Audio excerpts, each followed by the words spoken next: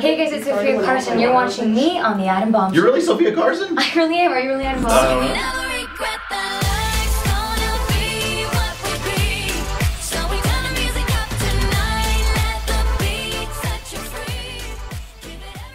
How we doing, Sophia? Have a seat there. Hey guys. We brought you some stuff from Atlanta right in that bag over there. That's so sweet of you. I kind of ruined the bag for you on the way in, but...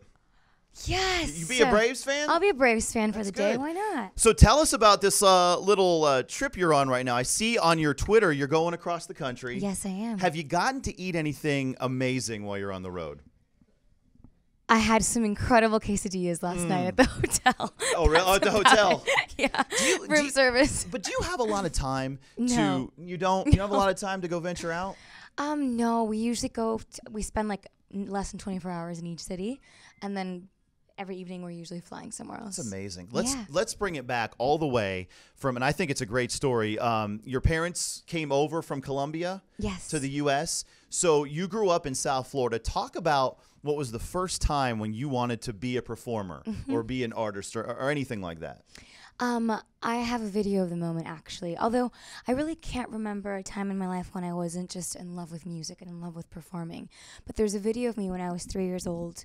I was dressed how I thought a pop star should dress. I had a bandana on my head. I was wearing like some really funky clothing for a 3-year-old. And I was singing Don't Cry For Me Argentina by Evita. Wow. Very dramatically. Yeah. I was a very dramatic little kid. And I was just, I lived twirling around my house singing and dancing. And there's never been a moment in life that I haven't loved this so much. How did you get into performing? Did your parents sign you up for something, or did you say, Mom, I want to do this? I think when my parents saw me doing that, they were like, we got to put this girl in some lessons or something. Yeah. I just always loved it. It was a part of who I was, who I am. And I'm lucky my parents supported me in my dreams. And without them, I wouldn't be here. Talk about now how hard it is to break through to make it as a pop star or make it as an actress. What was that moment where you had to go through auditions or you had to go out to LA and say, okay, I'm going to do this? But talk about that process. Well, I've been working for this my whole life. I moved to LA about 7 years ago, and I've probably been to hundreds of auditions before I got Austin and Ally, which was, I guess, my first job, which allowed me to get Descendants, which changed my life. Right. So it's incredibly difficult because every audition room you walk into, every girl is just as beautiful, more talented, or just as talented as you are. And, you have to think that you have to really believe in yourself and believe that you are capable of doing it and work so hard for it, but it's possible. Talk about, too, how competitive it is out there. Was there a point where you were nervous when you were auditioning for something, or even when you were on a TV show or a movie? Of course, I always get the butterflies, which sometimes is nerves, but I like to think of it as excitement and just kind of love for what I do. Yeah.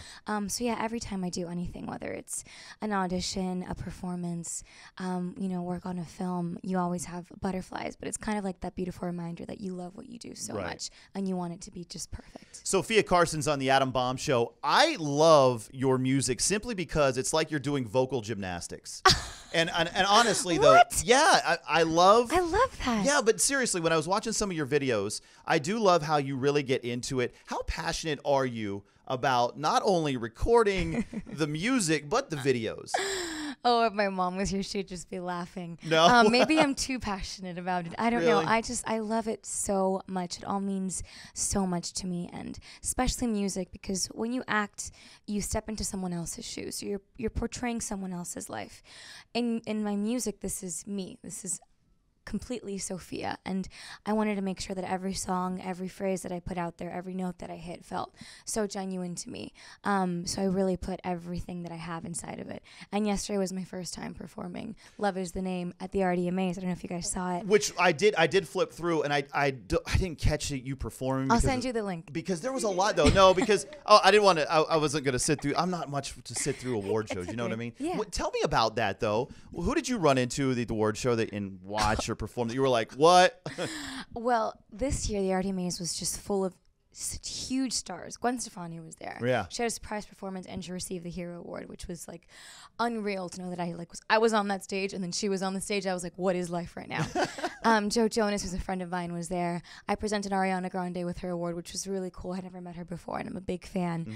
So many people. It was a really, really special night. I know Justin Bieber made an appearance, but I didn't get to meet him. Well, he just cut off his dreads, so I wonder. Yeah, he shaved his head. Oh, dang.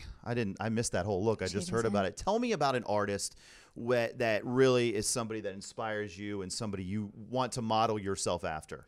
Well, you know, there are so many incredible, strong women who I've admired my whole life. I was raised by a very strong woman, my mother. And naturally, I always kind of was drawn to superstars who were all about girl power.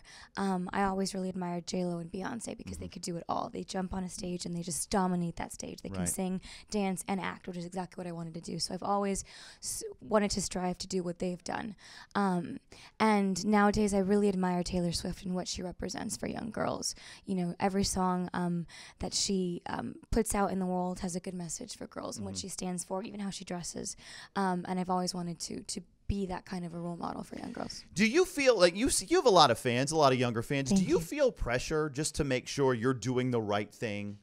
You know, it's I think of it more like a beautiful responsibility that I have. I've been given this beautiful opportunity to be able to make a difference in girls' lives and in boys' lives as well.